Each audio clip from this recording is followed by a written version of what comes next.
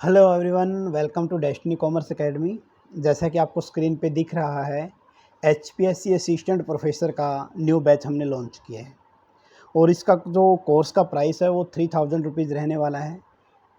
बात रहती सिलेबस की, तो सिलेबस एक्सपेक्टेड क्या होगा। एक्सपेक्टेड में हम जो 2019 के अंदर जो आपका सिलेबस आया था ना 2019 के अंदर, वो डिस्कस करेंगे। जब तक इसका ऑफिशियल सिलेबस दोबारा से नहीं आ जाता तब तक करेंगे। घबराने की ज़रूरत नहीं है, हर बात हर पॉइंट को यहाँ पर कंसीडर किया गया है। तो सबसे पहले क्या है, HPSC assistant professor college cadre 2023-24 में जो एग्ज़ाम होने वाला है उसके बारे में बात करते हैं। और इसकी फ़ीस रहने वाली है 3000, और इस 3000 में हम सिर्फ आपको कॉमर्स से रिलेटेड सिलेबस करवाएंगे। ठीक है, आइए डिस्कस करते हैं और बातों के बारे में। कुछ दिया गया है। सबसे पहले कुछ पॉइंट ऐसे हैं जो मैं कंसीडर करना चाहूँगा।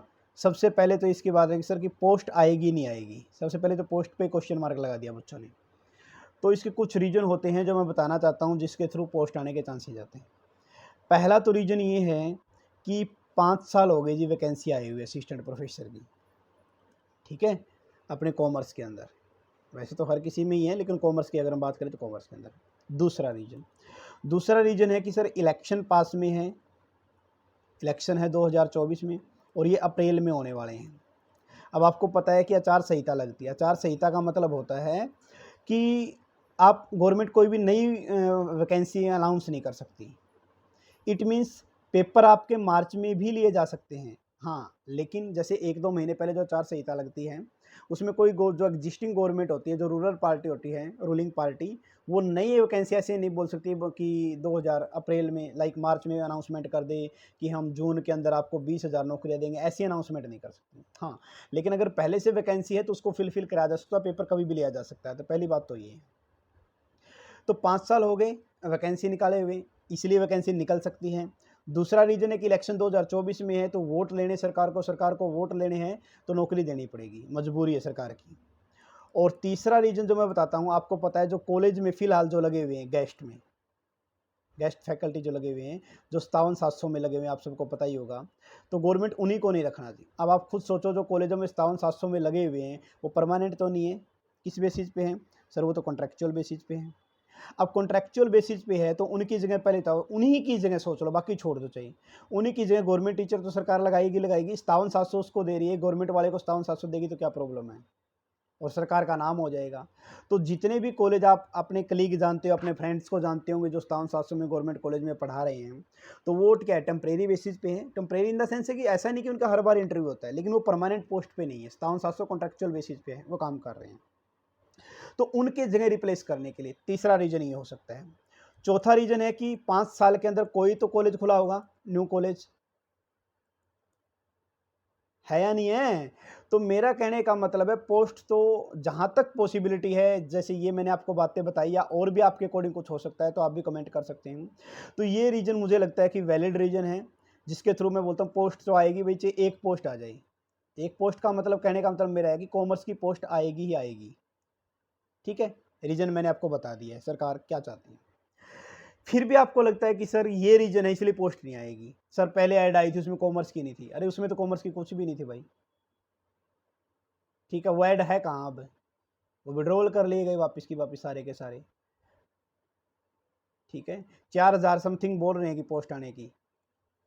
और हाई कोर्ट का पीछे जो आपने टेलीग्राम चैनल ज्वाइन कर रखा हो तो डेस्टिनी कॉमर्स अकेडमी में मैंने पोस्ट भी डाली थी एक न्यूज़पेपर की कटिंग, जिसमें बोला गया था हाई कोर्ट के हाई कोर्ट के सख्त आदेश थे कि जल्दी से जल्दी 60% पोस्ट खाली है। आप तो बोल रहे हो कि सर कॉलेजों में क्या पता नहीं पोस्ट है या नहीं है।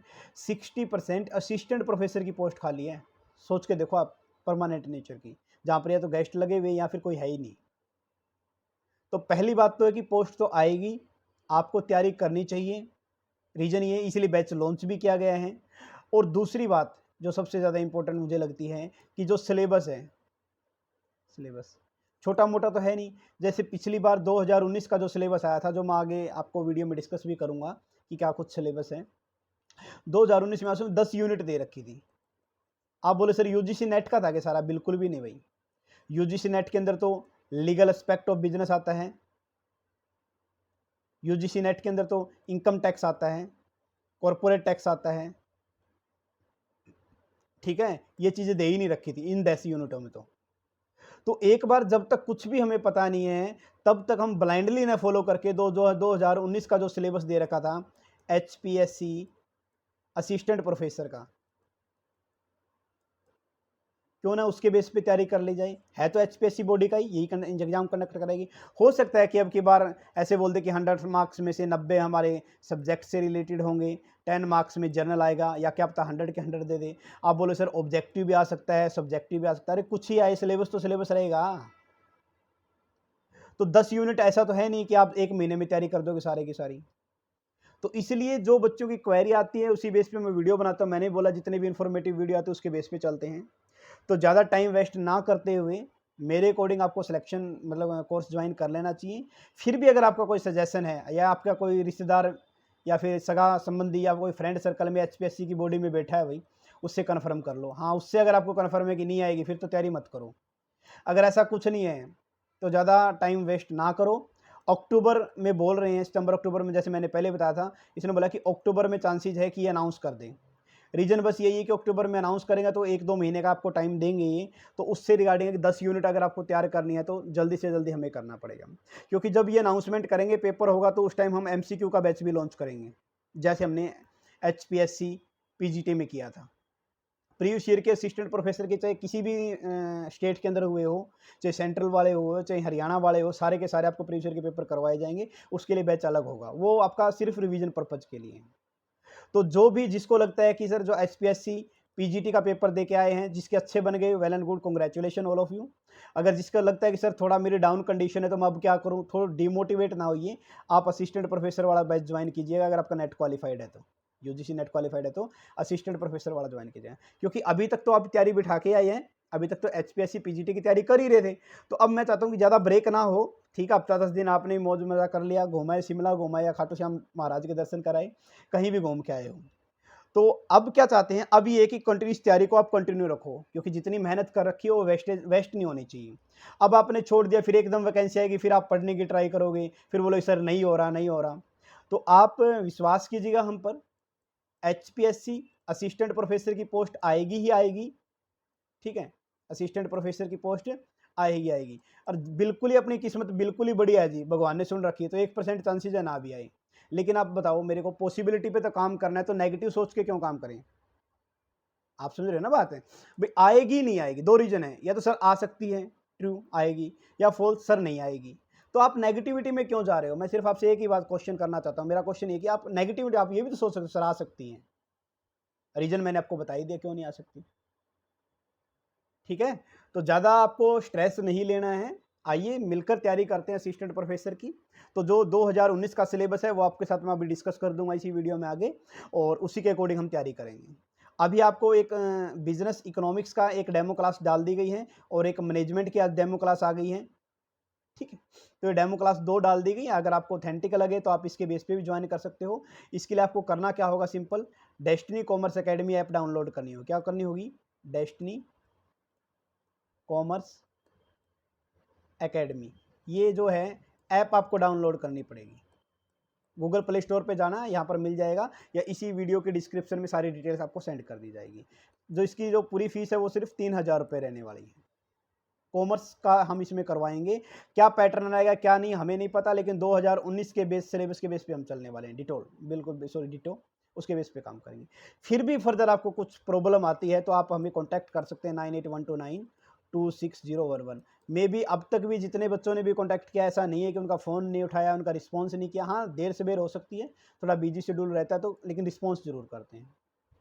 ठीक है, तो आइए टेंशन नहीं लेते, बी पॉजिटिव। हम एक अच्छे माहौल के साथ तैयारी करते हैं असिस्टेंट प्रोफेसर की, और होप शो इसमें हम लगेंगे भी। ठीक है ना। बहुत सारे बच्चों की क्वेरी थी सर PGT में हम अच्छे से, आपका बैच का पता ही नहीं था सर, हम तैयारी नहीं कर पाए। मैं अभी श्योरली के साथ कोई भी बच्चा जिसने PGT HPSC PGT का हमारा बैच लिया हुआ था, मैं बोलता हूँ 75%, या मैं बोलता हूँ कि 75 प्लस क्वेश्चन 80 में से, आपको पता है 100 मार्क्स का था PGT का, 20 में जर्नल आ गया था आपका, और 80 में आ गया आपका, ये 1-2 नंबर आगे पीछे हो सकता है। 75 प्लस क्वेश्चन हमारे सिलेबस में से आए थे। जिस भी बच्चे ने अगर तैयारी कर रखी है तो, या तैयारी नहीं भी कर रखी है तो, जिसने बैच ले रखा है तो उसकी वीडियो जाके उठा के देख लेना। तो असिस्टेंट प्रोफेसर का कोई भी ऐसा टॉपिक नहीं होगा जो आपके सिलेबस में आए और हम ना करवाएं, चाहे वो MCQ के थ्रू करवाएं, चाहे आपको सिलेबस के थ्रू करवाएंगे। ठीक है, तो होप शो इसी उम्मीद के साथ मैं उम्मीद करता हूँ कि आप जल्दी से जल्दी ज्वाइन कीजिएगा, इनरोल कीजिएगा। फिर भी आपकी कोई प्रॉब्लम है तो आप कॉल कर सकते हो। तो आइए डिस्कस करते हैं अपना सिलेबस। करना चाहता हूँ एक्सपेक्टेड सिलेबस है, पहली बात मैं आपको क्लियर कर दूँ ये, ठीक है। मोस्ट प्रोबेबली चांस इसके ही होते हैं। तो इसको 10 यूनिट में डिवाइड किया गया है। इन्वायरमेंट पहला क्या आता है, बिजनेस इन्वायरमेंट, यानी कि जो आपका बेसिक इन्वायरमेंट से क्वेश्चन हम पढ़ते हैं, लाइक बिजनेस इन्वायरमेंट आप पढ़ते हो तो एमकॉम वगैरह में भी आपका पूछा जाता है, या फिर बीकॉम वगैरह में भी इसका टॉपिक आता है, या यूजीसी नेट में भी कंडक्ट किया जाता है, ठीक है। और नॉर्मली अगर मैं बात करूं तो +1 अगर बेसिक भी हम लेके चले तो +1 के अंदर इन्वायरमेंट और बिजनेस के बारे में बताया गया है। तो इसके मीनिंग क्या होते हैं, एलिमेंट क्या होते हैं, इनके बारे में बता सकते हैं, या economic environment, economic policy, economic planning के रिगार्डिंग, या फिर legal environment of business in India के रिगार्डिंग, या फिर पॉलिसी इन्वायरमेंट, यानी कि इन्वायरमेंट से रिलेटेड बिजनेस का इन्वायरमेंट कैसा होगा, कौन कौन से उसमें फैक्टर इफेक्ट डालते हैं, लीगल इन्वायरमेंट क्या है, पॉलिटिकल इन्वायरमेंट क्या है, ठीक है। या फिर एलपीजी रिफॉर्म क्या हो सकते हैं, इसके अंदर आ सकते हैं, लिबरलाइजेशन, प्राइवेटाइजेशन, ग्लोबलाइजेशन। तो इस आपका दिया गया है फाइनेंस के, अकाउंटिंग के रिगार्डिंग, किसके रिगार्डिंग दिया गए हैं, अकाउंटिंग के रिगार्डिंग। अब अकाउंटिंग में तीनों तरह की अकाउंटिंग आप पढ़ सकते हो, आपने पता हो तो अकाउंटिंग में जो हम देखते हैं, अकाउंटिंग में आपने कॉस्ट अकाउंटिंग का पढ़ा है बीकॉम एमकॉम में, इसके अलावा आपने फाइनेंशियल अकाउंटिंग तो +1 2 में पढ़ी है ना, फाइनेंशियल अकाउंटिंग, या फिर मैनेजमेंट अकाउंटिंग आप एमकॉम लेवल पर पढ़ते हो। फाइनेंशियल मैनेजमेंट और कॉस्ट अकाउंटिंग के रिगार्डिंग में आपने पढ़ा है, तो वही सिलेबस ये एचपीएससी कवर करेगा। आप ये मानो कि बेसिक सा तो थोड़ा होगा, लेकिन जो कंसेप्ट बेसिक में यूज होगी उसकी, वो आपकी अब उससे यूजीसी नेट के रिगार्डिंग दे सकता है। तो लाइक इसमें क्या क्या आ सकते हैं, आपका अकाउंटिंग कंसेप्ट आ सकती है, कन्वेंशन आ सकती है, अकाउंटिंग कंसेप्ट कन्वेंशंस आ सकती है, कैपिटल या रिवेन्यू एक्सपेंडिचर या रिवेन्यू इनकम आ सकती है, फाइनेंशियल स्टेटमेंट, ठीक है, या फिर फाइनेंशियल एनालिसिस आ सकते हैं, कैश फ्लो, फंड फ्लो, वो पूछ सकता है आपसे। पार्टनरशिप में डिटेल पूछ सकता है पूरी पार्टनरशिप की। इसी तरह से कंपनी आ जाएगी, पार्टनरशिप आ जाएगी, कंपनी आ जाएगी। कंपनी के अंदर फिर सब्सिडरी कंपनी, होल्डिंग कंपनी, ये पूछा जा सकता है, ठीक है। कंपनी का फॉर्मेशन कैसे होता है, उसके एक्ट पूछे जा सकते हैं, यानी कि कंपनी से रिलेटेड डिटेल में, यानी कि पार्टनरशिप फर्म के रिगार्डिंग, फिर कंपनी के रिगार्डिंग पूछा जा सकता है। और फिर मैंने बताया ये तो आपका किस में आया, फिर आपकी मैनेजमेंट अकाउंटिंग के रिगार्डिंग हो सकता है, ठीक है। ह्यूमन रिसोर्स अकाउंटिंग आपने सुना हो, या फिर ह्यूमन रिसोर्स अकाउंटिंग, या फिर सोशल रिस्पॉन्सिबिलिटी अकाउंटिंग, इनसे रिलेटेड कंसेप्ट को ये टच कर सकता है, क्योंकि ये थोड़े से हाई लेवल के होंगे। तो बेसिक प्लस एडवांस दोनों ही ट्राई होगी कि इसमें हो आपका कंसेप्ट हो गई। कॉस्ट अकाउंटिंग में आप पढ़ सकते हो कि किस तरह की लीफो फीफो मेथड, यानी कि स्टॉक से आज रिलेटेड आ सकता है, ठीक है। या फिर डेप्रिसिएशन रिगार्डिंग का आपका दे सकता है, अगर ओवरऑल मैं बात करूं तो अकाउंटिंग कंसेप्ट की, ठीक है। या फिर मैनेजमेंट में रेशियो एनालिसिस, फंड फ्लो शायद में भी इतना ज़्यादा ना दे, लेकिन अगर कैश फ्लो स्टेटमेंट है इसके चांसेस ज़्यादा होते हैं। मार्जिनल कॉस्टिंग के, ब्रेक इवन पॉइंट के, स्टैंडर्ड कॉस्टिंग के, सारे के सारे। और रिस्पॉन्सिबिलिटी अकाउंटिंग मैंने पहले भी लिख दिया था और यहाँ भी डाल दिया गया है। तो अकाउंटिंग में क्या है, हर कंसेप्ट को यहाँ पर क्लियर किया जाता है। नेक्स्ट बनाता है आपका फिर बिजनेस इकोनॉमिक्स के रिगार्डिंग। अब देखो इकोनॉमिक जो है कर रहे हो तो उसमें तो देता है सिर्फ क्या, आप बोल सकते हो माइक्रो माइक्रो, लेकिन इसमें क्या आएगी, माइक्रो प्लस मैक्रो, दोनों के बारे में पूछा जाएगा। माइक्रो प्लस मैक्रो दोनों तरह की इकोनॉमिक्स देगा ये। तो ये आपको याद करना है कि माइक्रो भी और मैक्रो भी। मैक्रो में खासकर वो पॉइंट जो लाइक थ्योरी ऑफ डिस्ट्रीब्यूशन पूछ सकता है, क्या पूछ सकते हैं, थ्योरी ऑफ डिस्ट्रीब्यूशन के रिगार्डिंग बात कर सकते हैं। Like distribution, theory of distribution में कौन कौन सा, लाइक आपकी रेंट थ्योरी पूछ सकता है, इंटरेस्ट थ्योरी पूछ सकता है, प्रॉफिट थ्योरी पूछ सकता है, ठीक है।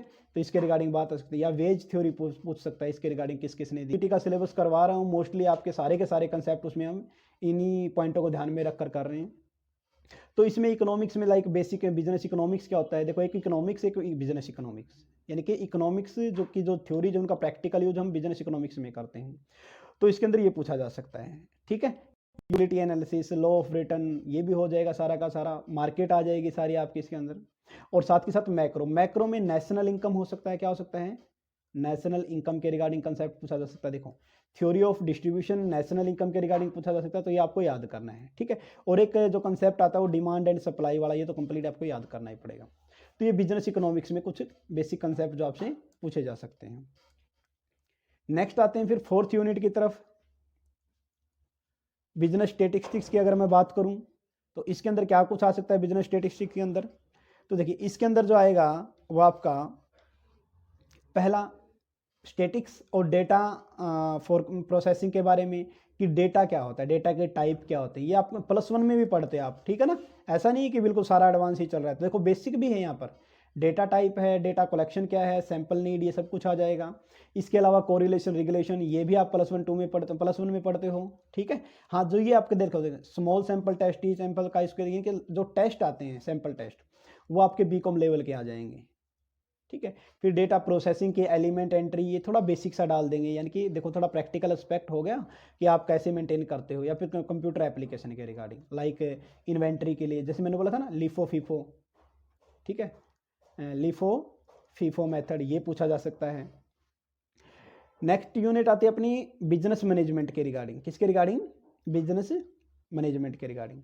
बिजनेस मैनेजमेंट में जो है आपका प्रिंसिपल ऑफ मैनेजमेंट, ठीक है, उसकी प्लानिंग क्या है, ऑर्गेनाइजिंग क्या है, स्टाफिंग क्या है, लीडिंग, कंट्रोलिंग और डायरेक्टिंग, ठीक है। यानी कि पांचों के पांचों जो फंक्शन ऑफ है ना आपकी प्रोसेस ऑफ दे रखी ना, प्रोसेस ऑफ मैनेजमेंट, वो कंप्लीट पूछी जा सकती है। इसके पांचों फंक्शन पूछ सकते हैं, क्या क्या, प्लानिंग, ऑर्गेनाइजिंग, स्टाफिंग, ठीक है, कंट्रोलिंग वगैरह, डायरेक्टिंग वगैरह, ये सब कुछ इसमें आ जाएगा। तो आपको ये भी याद रखने। इसके अलावा कॉर्पोरेट गवर्नेंस की मैनेजमेंट को क्या कुछ रूल एथिक्स क्या होते हैं बिजनेस के, वो क्या कुछ होना चाहिए, तो बिजनेस मैनेजमेंट के अकॉर्डिंग ये बेसिक्स आपको कॉन्सेप्ट याद करना पड़ेगा, ठीक है। ये बिजनेस, सिर्फ बिजनेस मैनेजमेंट के बारे में बात करें हम, मार्केटिंग मैनेजमेंट का कंसेप्ट अलग से दिया गया है। मार्केटिंग मैनेजमेंट में देखिए क्या कुछ है, जो मार्केटिंग मैनेजमेंट के अंदर क्या क्या आता है, the evolution of marketing, concept of marketing, marketing management या customer behaviour, marketing segment, customer का सेगमेंटेशन, या इसके अंदर भी आपके 4P आ जाते हैं, ठीक, कौन कौन से, प्रोडक्ट, प्राइसिंग, प्रमोशन, ठीक है, और पॉलिसी या डिस्ट्रीब्यूशन, सब कुछ इसके अंदर आपके आ जाए। और कस्टमर का याद रखना, ठीक है, कस्टमर पॉइंट ऑफ व्यू से जो कस्टमर वैल्यू क्रिएट करता है। कस्टमर अच्छा टॉपिक है जहाँ पर हर बार आपका पूछा जा सकता है, चाहे बेसिक हो चाहे आने के चांस मैक्सिमम ज़्यादा होते हैं। या मार्केटिंग प्लानिंग करना, उसको कैसे ऑर्गेनाइज करते हैं, उसका कैसे कंट्रोल करते हैं, यहाँ पर मार्केटिंग की प्लानिंग है, ठीक है। वहाँ पर सिंपल आपकी बिजनेस प्लानिंग के रिगार्डिंग बात की गई थी। नेक्स्ट हम चलते हैं 7th यूनिट की तरफ। 7th यूनिट जो आपकी दी गई है वो दी गई है फाइनेंशियल मैनेजमेंट के रिगार्डिंग। किसके रिगार्डिंग दी गई है? Financial management. FM आप लोग पढ़ते होंगे, ठीक है। FM ये आपका बीकॉम में आ जाता है, बीकॉम 5th सेम में भी है ये, बीकॉम 5th सेम में, ठीक है। वहाँ पर भी आप पढ़ लो, जैसे कैपिटल स्ट्रक्चर हो गया, फाइनेंशियल या ऑपरेटिंग लिवरेज हो गई आपकी, ठीक है, cost of capital, capital budgeting, working capital, dividend policy, ये तो है ही है। इसके प्लस में आपको जो याद करना पड़ेगा, ठीक है, इसके प्लस में जो आपको याद करना पड़ेगा वो हो सकता है आपका क्या कुछ हो सकता है, लाइक इंटरनेशनल, ठीक है, इंटरनेशनल कैपिटल बजटिंग पूछ सकता है। एक तो सिंपल कैपिटल बजटिंग है कि इंटरनेशनल कैपिटल बजटिंग पूछ सकता है, तो ये आपसे रिलेटेड पूछा जा सकता है। या कि जब इंटरनेशनल ट्रेड करते हो, इंटरनेशनल ट्रेड आपसे पूछा जा सकता है, या आपको याद रखना है, ठीक है। इंटरनेशनल मॉनेटरी सिस्टम IMS, ये भी आपसे पूछा जा सकता है, तो ये पॉइंट भी आपको याद करने पड़ेंगे FMS के रिगार्डिंग साथ के साथ। नेक्स्ट वन आता है फिर ह्यूमन रिसोर्स मैनेजमेंट के रिगार्डिंग। ह्यूमन रिसोर्स मैनेजमेंट में देखिए क्या कुछ है, HRM के अंदर वही है कि एम्प्लॉयज़ की रिक्रूटमेंट आप कैसे करोगे, ठीक है, उसकी ट्रेनिंग कैसे होगी, उनका डेवलपमेंट कैसे होगा, उनको अगर सैलरी वगैरह है तो वो वेज प्लान क्या होंगे, तो वेज प्लान से यहाँ से क्वेश्चन आने के चांसेस ज़्यादा होते हैं। कुछ अगर उनको नुकसान होगा तो कंपनसेशन कैसे दिया जाएगा, एम्प्लॉयज़ की परफॉर्मेंस को कैसे मेजर करना है, ठीक है। इसके अलावा जो इंडस्ट्रियल रिलेशन के रिगार्डिंग भी पूछा जा सकता है कि क्या कुछ है, तो इस पर आप बोल सकते हो कि जो न्यू टॉपिक बनता है वो इंडस्ट्रियल रिलेशन के लिए कि हाल ही में क्या कुछ हुआ है, वो घटनाएं आपको याद करनी है, ठीक है। और नेक्स्ट है आपका बैंकिंग के रिगार्डिंग, जो आपका मोस्ट प्रोबेबल पूछा जाता है। बैंकिंग के अंदर आपका आ जाएगा सारा का सारा, लाइक RBI से रिलेटेड आ जाएगा, ठीक है। RBI कैसे कैसे कंट्रोल करता है, आपको पता है सबसे ऊपर होता है जैसे कि फाइनेंस डिपार्टमेंट होता है, उसके अंदर RBI हो गया, FEMA हो गया, ठीक है। ये आपके सारे के सारे आने के चांसेस ज़्यादा होते हैं। लाइक बैंकिंग का बिजनेस इंडिया में कैसे ग्रो कर रहा है, कितने टाइप के बैंक होते हैं, कमर्शियल कौन से होते हैं, प्राइवेट कौन से होते हैं, पब्लिक कौन से होते हैं, या बैंकिंग सेक्टर में रिफॉर्म जैसे नरसिम्हम कमेटी, ठीक है। NPA क्या होता है, नॉन प्रॉफिट NPA आपका नॉन परफॉर्मिंग एसेट क्या होता है, कैपिटल एडिक्वेसी, बैंकिंग, ये देखो ये इंपॉर्टेंट टॉपिक है, यहाँ से क्वेश्चन आने के चांसेस ज़्यादा होते हैं। डेवलपमेंट बैंक के रिगार्डिंग हर बार एक पूछ लिया जाता है, आपने देखा हो जितना भी हो सके, ठीक है।